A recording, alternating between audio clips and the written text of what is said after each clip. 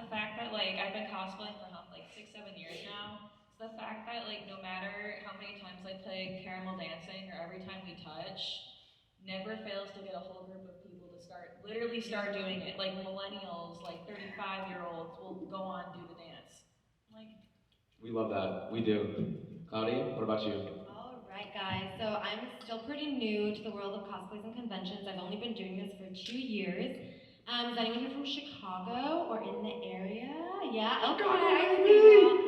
So I used to work at the Fashion Outlets of Chicago, which for those of you that the Donnie, the Donald Lee Stevens Convention Center, Mason's held there. So I saw. Sorry, guys, I'm a little high right now. Oh my god. But basically, what happened was I used to work there at the Fashion Outlets, and one time I was leaving work and I saw a sign promoting Anime Magic, which is held over there, and then I was just like, you know what?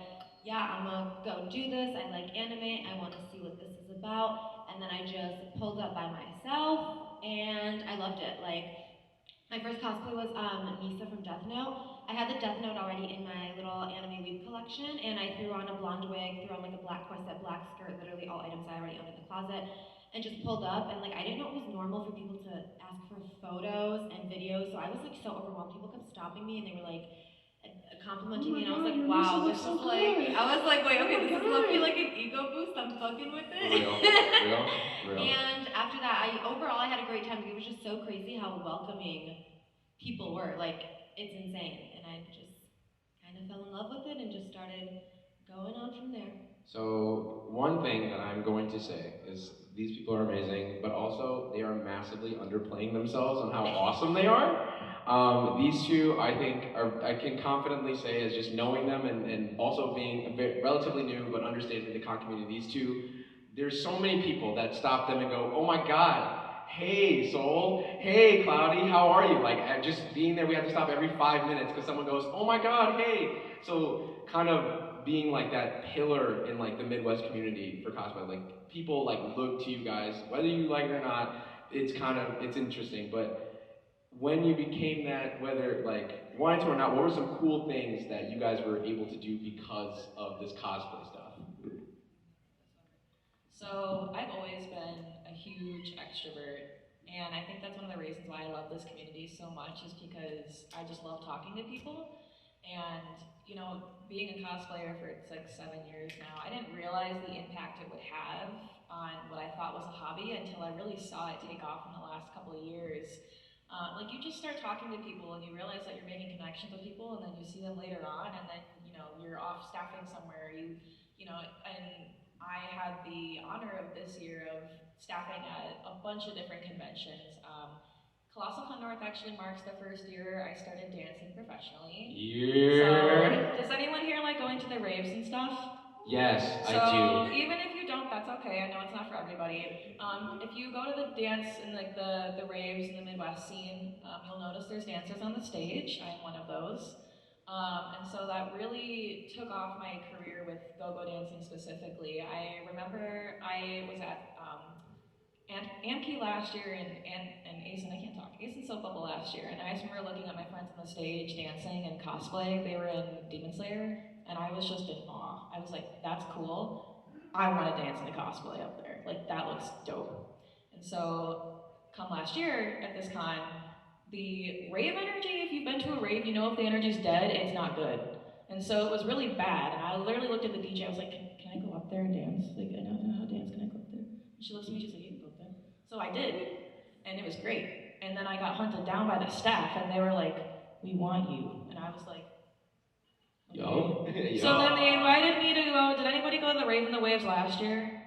No, nobody. Yeah. So if you remember, I was up by the DJ dancing. I was one of those people, and that kind of marked the journey of my go-go dancing. And so since then, I've danced at the Amkey Raves. I've danced at Soap Bubble. I had the honor of flying out to SAC Anime in Sacramento, California, dancing out there. And then this summer, I also had the honor of dancing at Anime Expo, which, if you don't know, is the U.S.'s largest anime convention, which was amazing.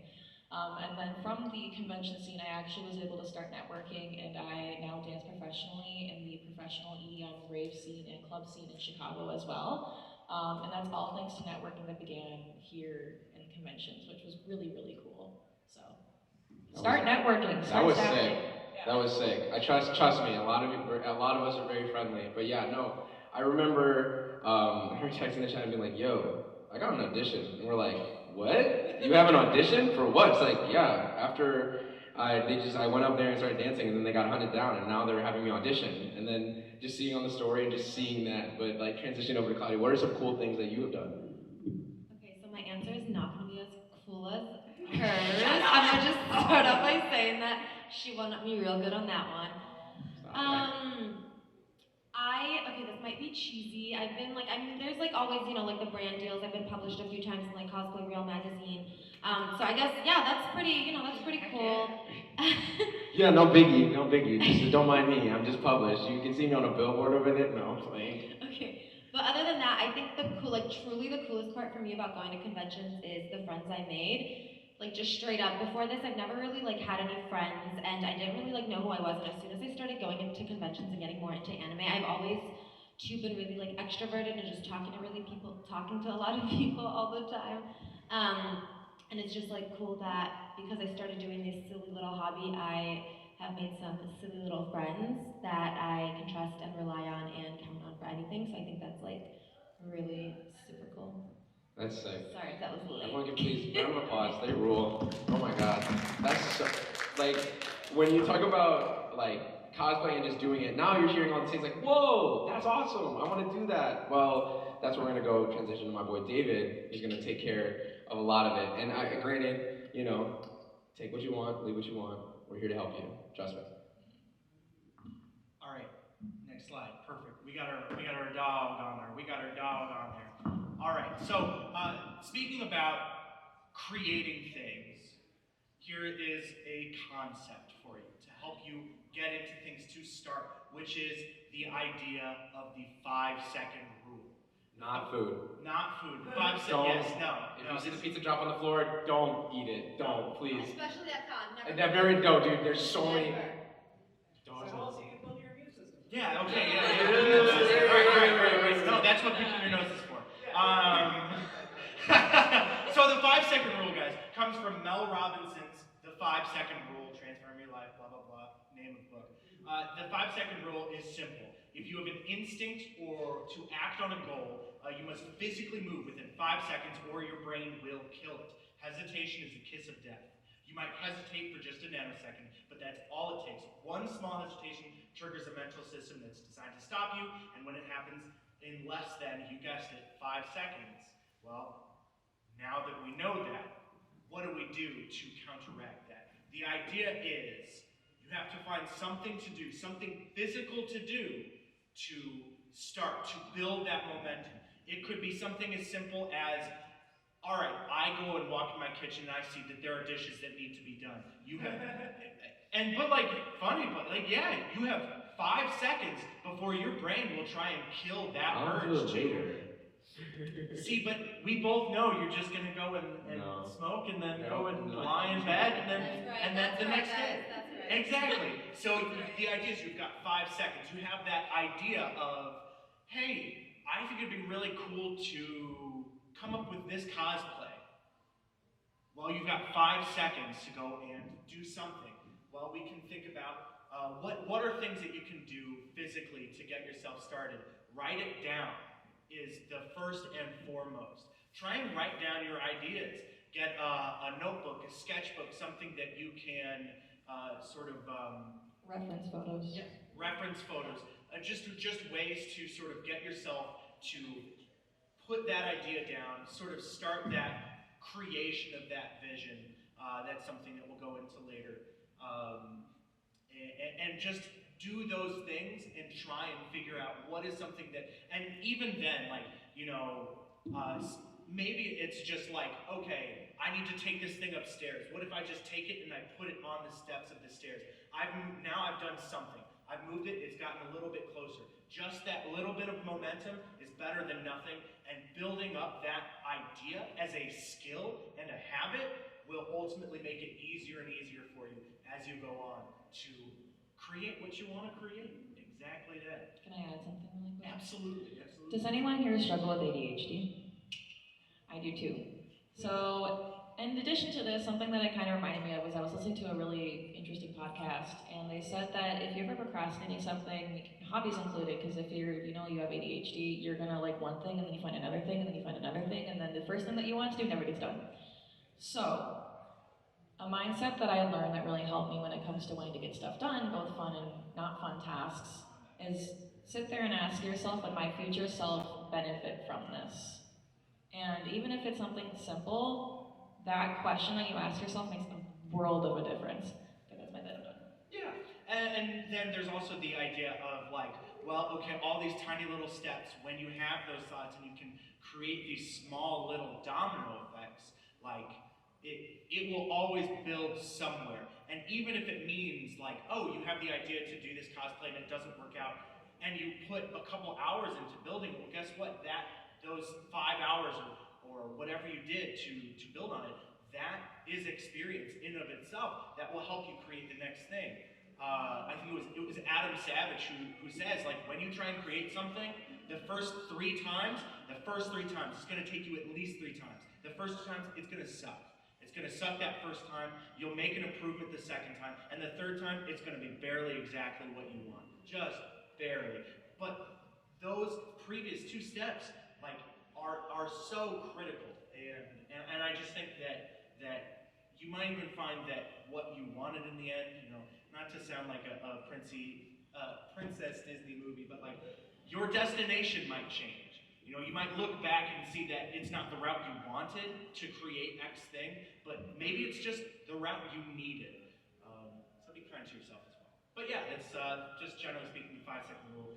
Moving on, another sort of idea or concept is that of the triangle of compromise, also known in the business world as the project management triangle. Cheap, fast, good. Sometimes we're limited with the resources that we have when trying to create something, when managing a project of some kind. It's helpful to recognize what your limitations are and to acknowledge what you're willing to compromise on. This triangle compromise, it represents one of the most common compromises that we face when working on any given project or creative endeavor. So good, fast, cheap. There are 3 options. However, you can only choose 2. You can get something that's good and cheap, but it's not going to be fast. You can get something that's good and fast, and it's not going to be cheap, and et cetera, et cetera. It could be making a podcast. It could be building a PC. It could even be cosplay. I think cosplay is one that it especially goes into. I think that especially when it comes to making cosplays versus buying, people always ask me, especially when I go to cons, I've been to some pretty big cons, like Colossal Con, for example, is known for, you bring your really big builds there that you make, and so people will ask you, like, oh, did you make this? And so you almost feel guilty, like I went my first time this past year, and I was like, no, I didn't have time. Or, if you really want to do a character and, you can't find it online, so you have to make it, or you do find it online, but it's not the right quality, or like you said, you're limited on time, so you have to buy it that's cheap and it's fast. I knew I'm doing Aquarius right now from Fairy Tale, and I knew that for this cosplay, for example, I didn't really have the money to buy it, nor was I really satisfied with any of the pictures of ones online because it's an older-ish anime compared to ones that are coming out currently. So I made my entire cosplay minus the mermaid tail. I bought that.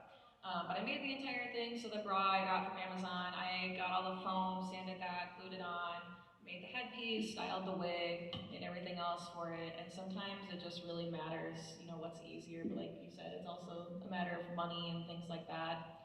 I think a lot of people see stuff online and you're like, I want to do that, that's how I'm going to make mine look. But then you do it and you realize, okay, well, these people have, an income to do this. There are a lot of people who have really good cosplays online, that's their income. So they have money to spend on it, and people don't realize that buying fabrics like that and the resin and everything is very expensive. I think people beat them up over it. I was going to actually ask, like, just to shine a light on more of the human element of it. Have either of you felt anxious because of a compromise that you had to make on one of your cosplays? Yeah. That was a question. I didn't ask those questions. It could be either one of you. No pressure. Wait, I was going to say something before you asked me that question. I just wanted to add on to what Solstice and David were saying over here.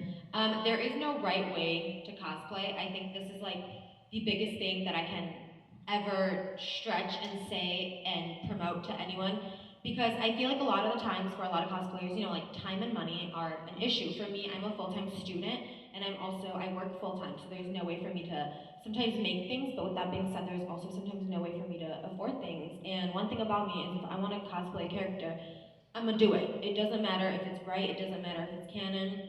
If I want to do it, I'll find a way to do it. Like I mentioned, my first cosplay was the closet cosplay Misa Amane from Death Note.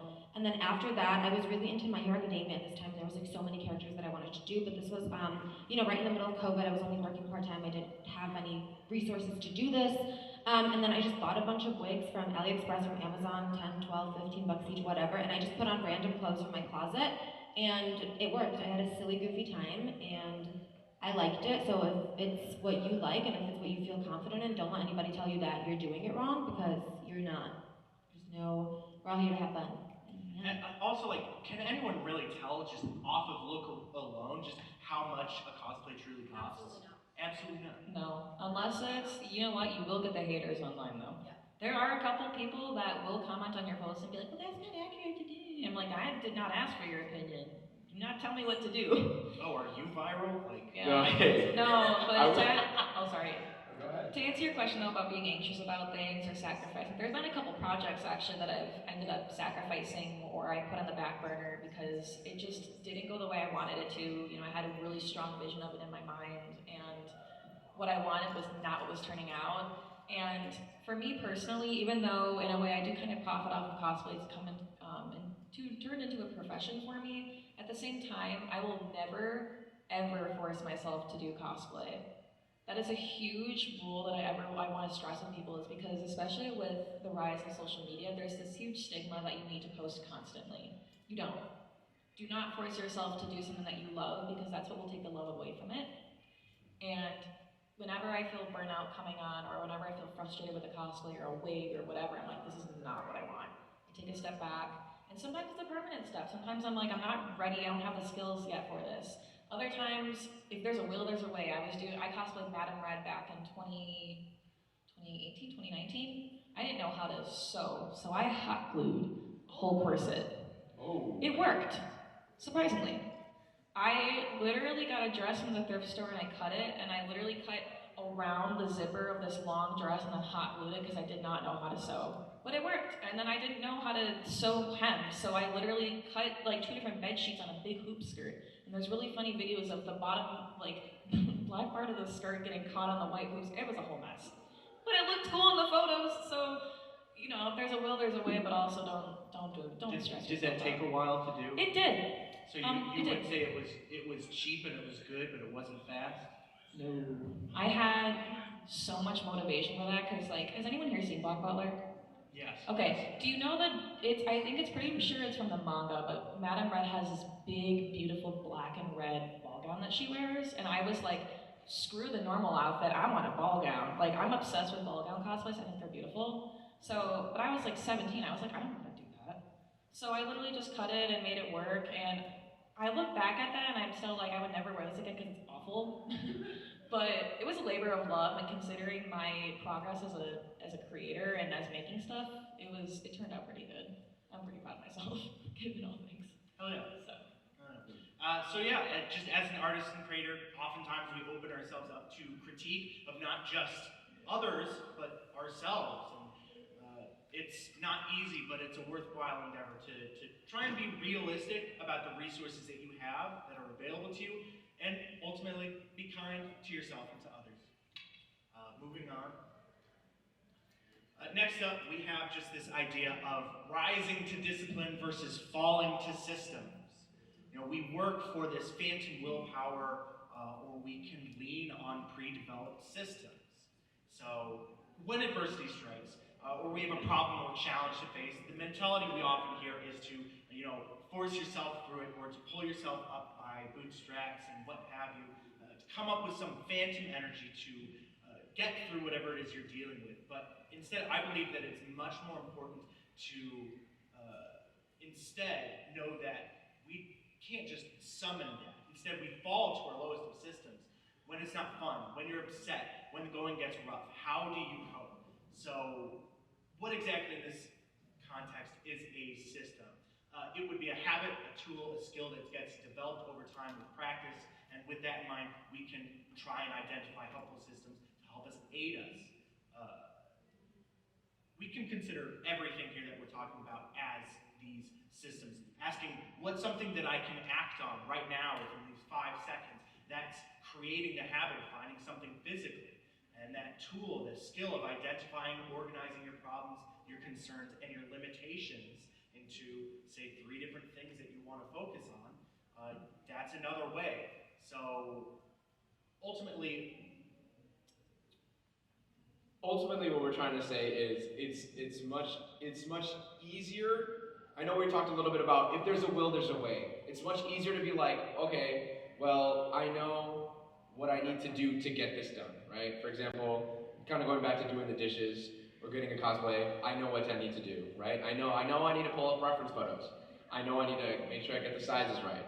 I know I need to ask my friends, hey, where do you get this kind of fabric? What do you think about this, right? Versus being like, I'm just gonna figure it out and I'm gonna pull through. Sometimes it works, right? But what's easier? Usually, though, that means that you're spending 10 hours the day before the con trying to hot glue a dress. When you build up these skills, and you know, it's like any habit, it takes time. What you're doing is you're creating this system that you can fall back on. It's that auto script that runs your life. And so when you build up these things, it just makes it easier and easier and easier to do the things in a timely and organized fashion. And I think some more very important things my buddy Paul here is going to talk about. Hello. You may all think that I need this tone to do this presentation, but wizards have updated as well. I'm going to ask that the audience, if you guys feel comfortable with it, come a little closer. Come a little closer. Can you hear me? Come join us. Yes. We're all friendly, trust me, we don't bite. Come have a seat. We don't bite, I promise you. Only at night. Whoa. We're vampires. Hey. And now that we're here, thank you for coming closer. I love it. What's up, fam? My name's Paul, if you forgot. How many of you, show of hands, have seen Shark Boy and Lava Girl? Yes. How many of you are aware that that movie is entirely about manifesting your dreams? Right? So, what is a dream? What is that vision? Close your eyes with me for a second. And take a deep breath in. Loud enough that you can hear it, and out. Loud enough that you can hear it. A vision is what future success looks like to you. It could be cosplaying as Boba Fett. It could be running a panel here at Colossal Con next year. It could be going down the slide during the rave tomorrow. That is entirely subjective, but it's important to come up with this clear mental picture of what future success looks like. Take this panel, for example. We're at the beginning of roughly an hour-long journey. And when we reach the end of this journey, what is that going to look like to you? Everybody out here has a unique dream, and I hope that you make it big. I hope that you make it the size of an elephant. Could you imagine an elephant in this room right now? How much space that would take up? Your dream has to be big. Dream big. Go big. Go big or go home, right? And that is to say that, to quote Lava Girl here, everything that is or ever was began with a dream. A vision is what you see yourself doing in the future, what future success looks like to you. The dream comes first, followed by the words, and that is our transition to different systems for success. My friend David had a great idea of highlighting falling to systems. When things are tough and bleak, we look to the different systems we have around us to bring ourselves back up. And right now, audience, I'm going to ask you to become smart with me. SMART is an acronym we use to set goals. Specific, measurable, attainable, relevant, and timely. We're going to say it together here. SMART. Smart. That's oh, right. wait. That's just the acronym? SMART. Specific means everyone needs to know what's involved. Specific is involved involved in having a costume idea picked out in the case of a cosplay. If I wanted to cosplay as Boba Fett tomorrow, which maybe I will, but I gotta be specific. I gotta have that costume picked out. It involves knowing how much effort, time, and money you're willing to put into it, going back to that triangle of compromises. And finally, where are you going to wear it? Maybe you'll come back to Colossal Con North next year. Maybe you're going to go to Con this year at the end of the year and party it up. Maybe you're going to go to Anime Magic or, excuse me, or what's the not ASIN, not Anime Midwest, excuse me. In my elephant, in this vision that I've created here in the room, the elephant in the room for me is cosplaying as Boba Fett. And so we move on to measurable. Measurable is, how do you know if you're done? How do you know if you've succeeded? Like our beautiful panelists have suggested, having reference pictures is an incredibly powerful way to know when you've reached your vision. You can compare it and contrast the differences that you've made in between and the creative rights that you've taken with it. And so we move to attainable. Attainable means it can be done. Are you setting a realistic goal for yourself? Is it manageable? Have you given yourself enough time to do it? Maybe you want to do a blowout costume of Reinhardt from Overwatch.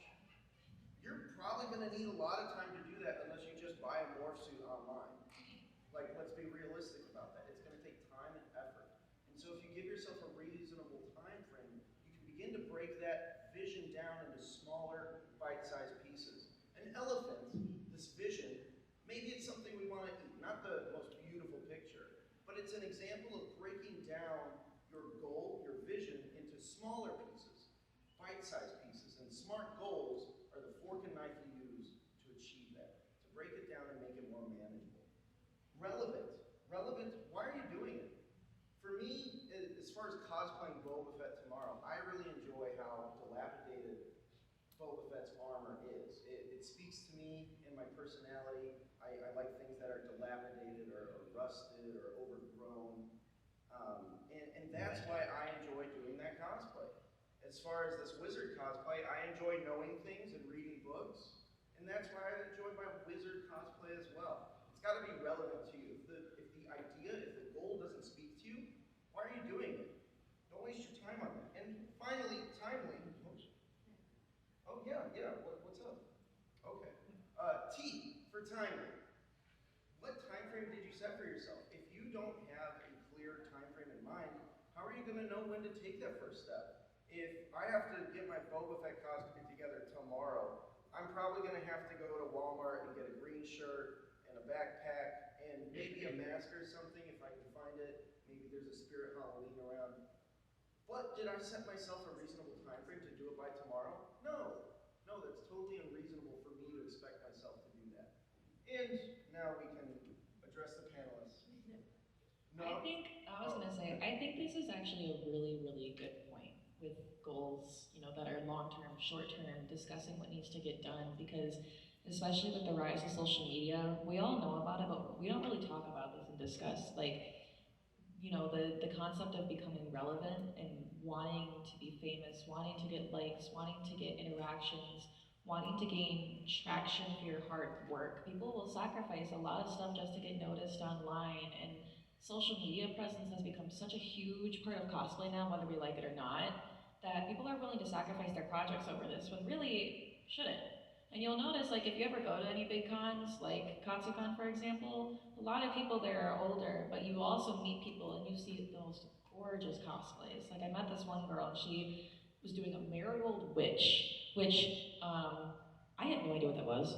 It was just a random fan art that she saw online, but it was this beautiful, to set the picture, these beautiful black velvet peplum sleeves that turn into long sleeves and a beautiful mermaid-shaped gown with all these different black textures and beading, and this gorgeous hat and with big marigold flowers on it, and an awesome styled wig.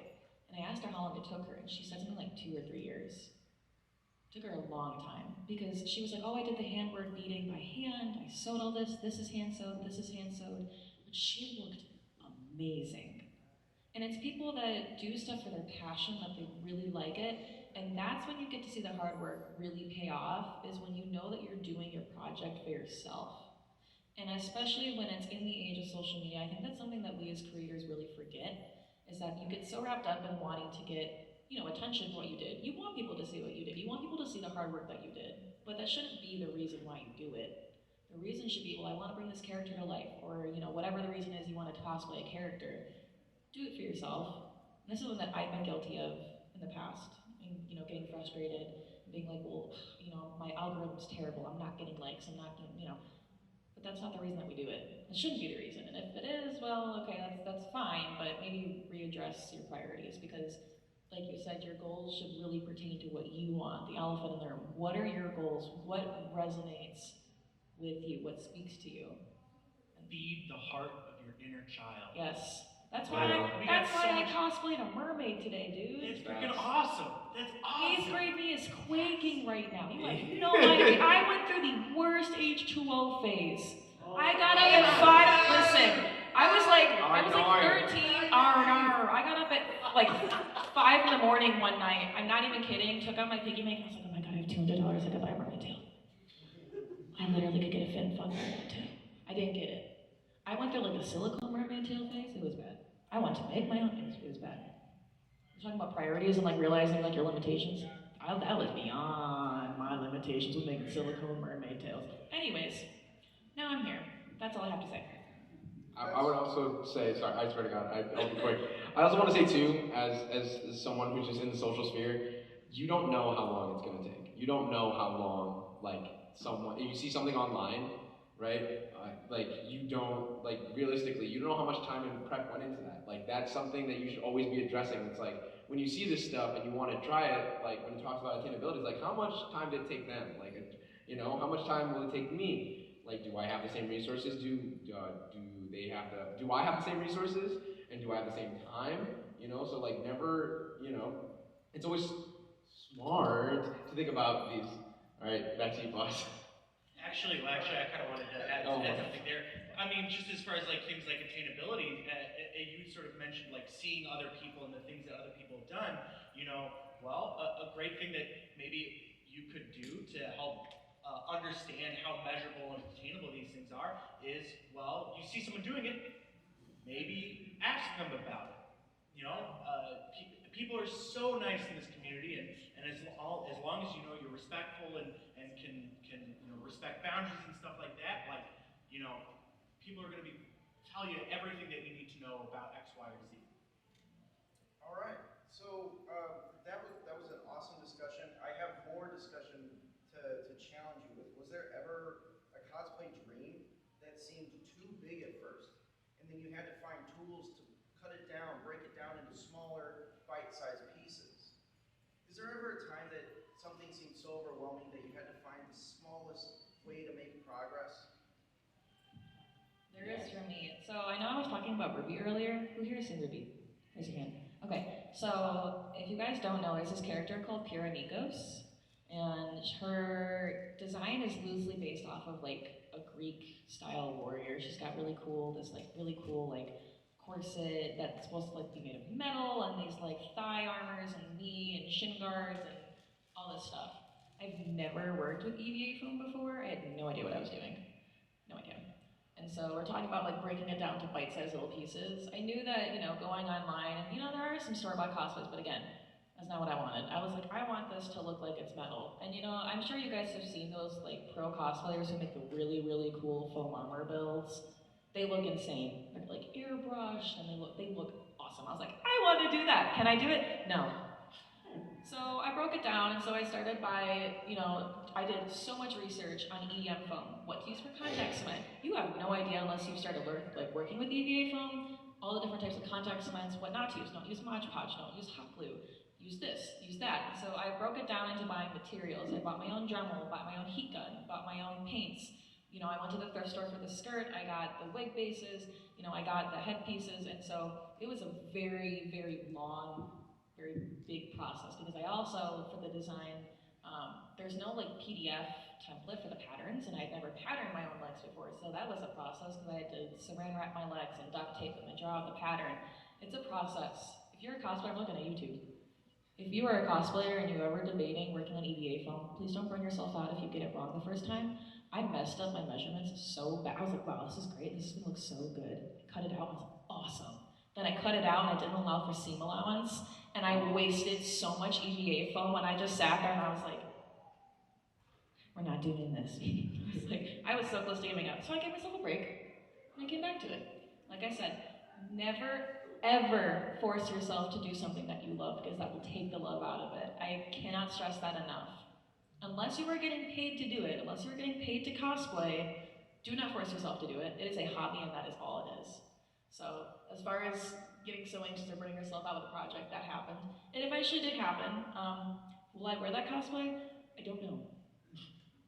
It's a mess, but that's okay. I still have a lot of cosplays that I would love to do. Does anyone here like Vocaloid?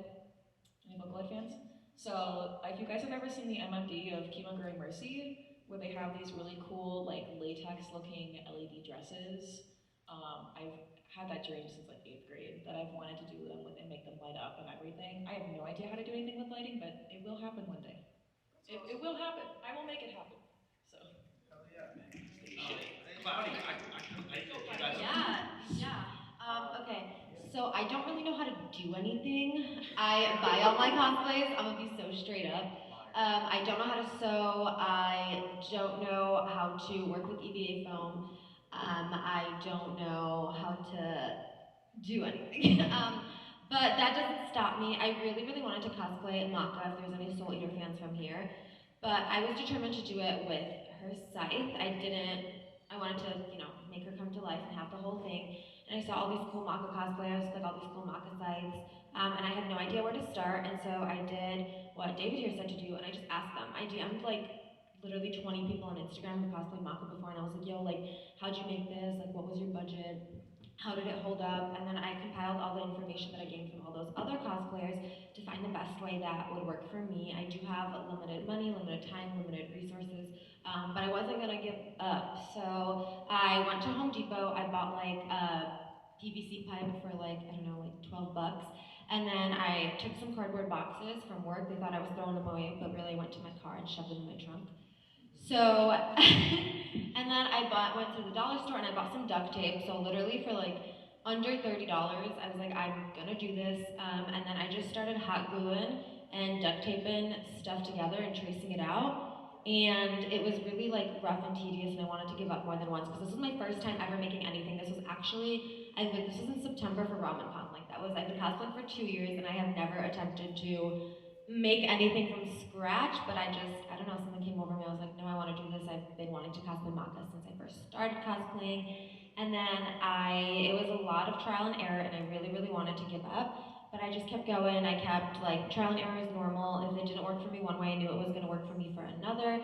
So I just kept working towards it, and then I got it done with duct tape and cardboard, and it might not have looked great in person, but I think the pictures looked fine and it looked pretty good to me. And all that mattered was like, I was good with it. I didn't care what anyone else had to say about it. Like, I was good with it. I liked it and I was proud of myself. And now I'm like, and what I learned about myself was that even though it is frustrating, like, it's so worth it to like learn how to do things, to teach yourself how to do things. And now I feel like this is totally something that I want to do more. Like, I want to make more things instead of just buying stuff. It doesn't matter if they don't look good, like, I'm trying. And what I think I have to remind myself as a cosplayer, I really put myself down a lot when comparing myself to others. But then, like, I look at my prop, like one prop that I've made in my entire life, and I compare it to somebody who's been cosplaying for like 10, 20 years, and like, I feel like there's no point for me to do that because we're totally not on the same skill level. So, yeah. Rock on. So we've talked about breaking down the vision and making it into bite-sized pieces. Once you've begun that process, it's important to give it just a little more detail as you begin each of your SMART goals. Ask yourself, what am I going to do? How am I going to accomplish this? When do I need to be done by? And who's involved in this goal? Is this a goal shared by you and a group of people? Or is this a goal that is solely your own? These questions are important to give further vision and insight as to the first steps you can make on any sort of project, whether that is a cosplay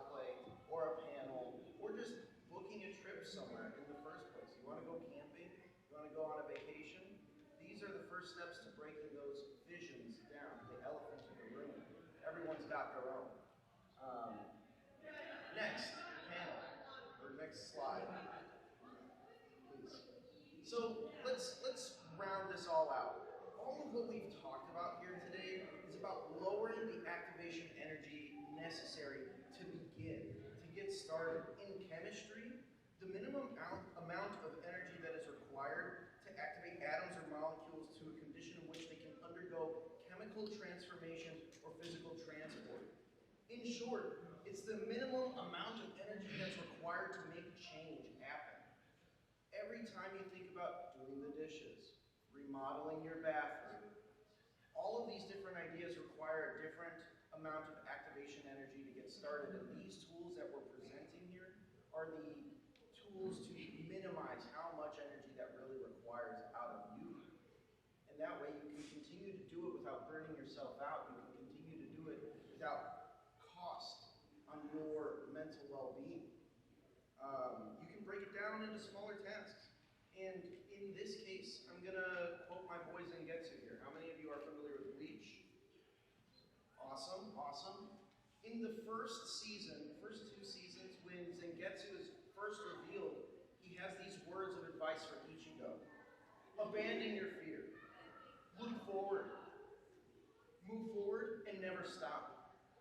You'll age if you pull back, and you'll die if you hesitate. Back to that 5-second rule.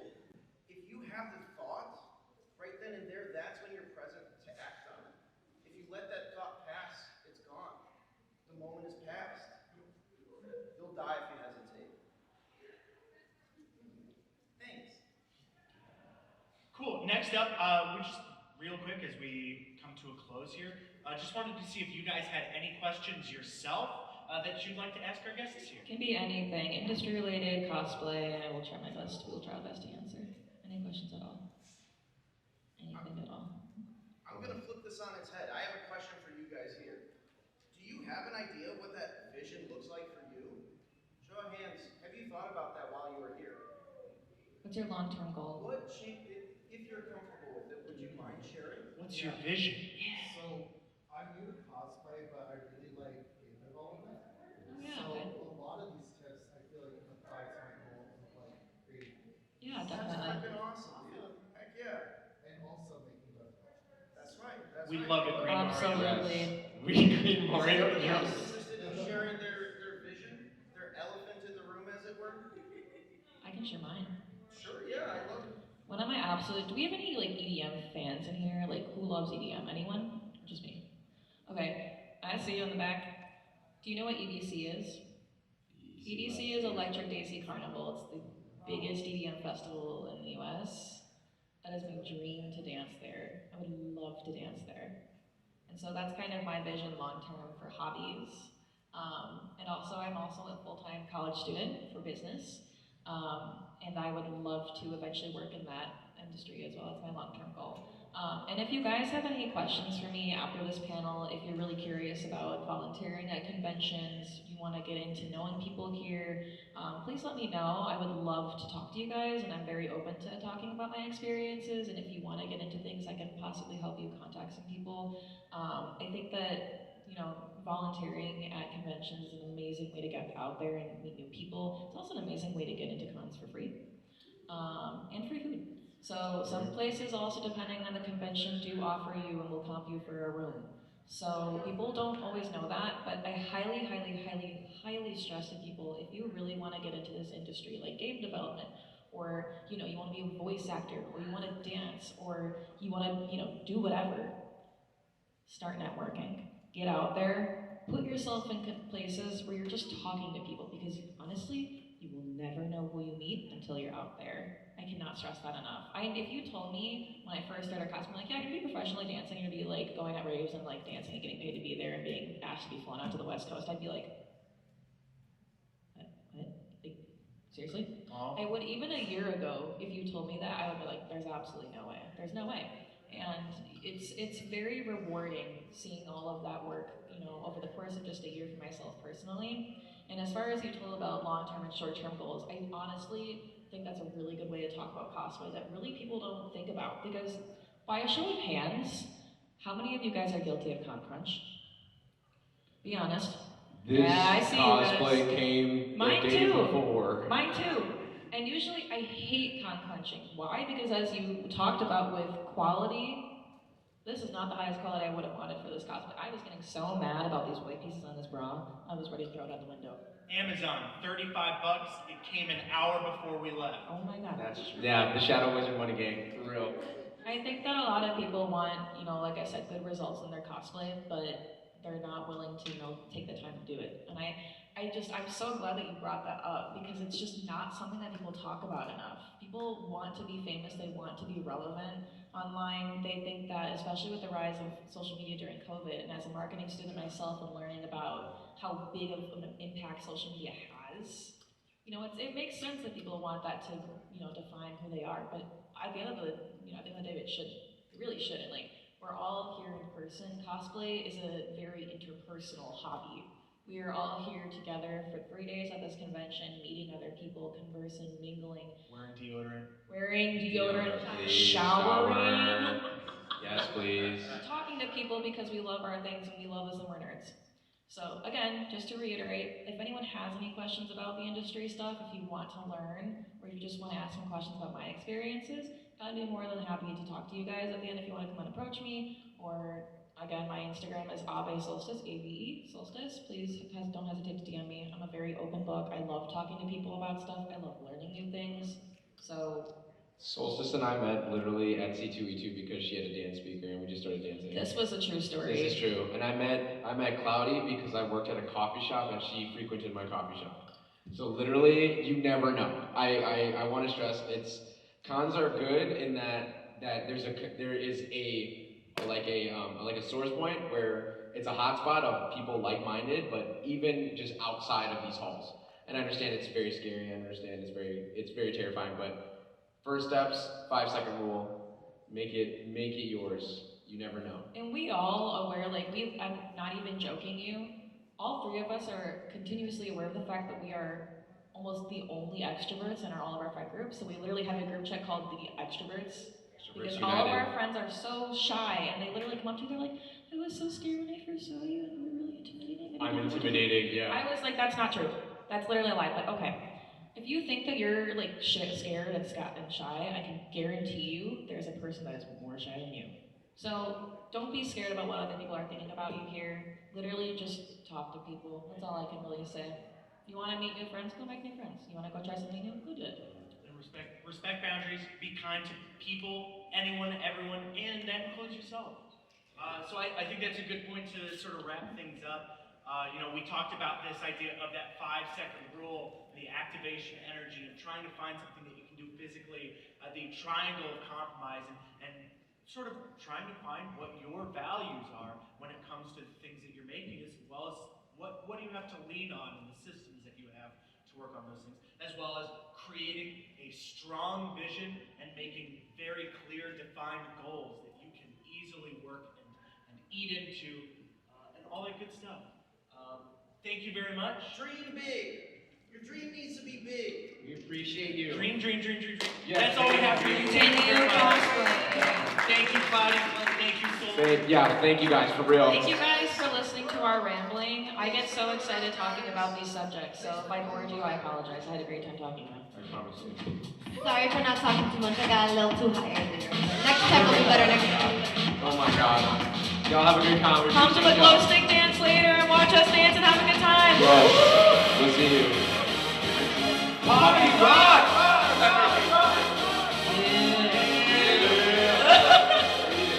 We need to go. We're sorry. Shout out to Andy.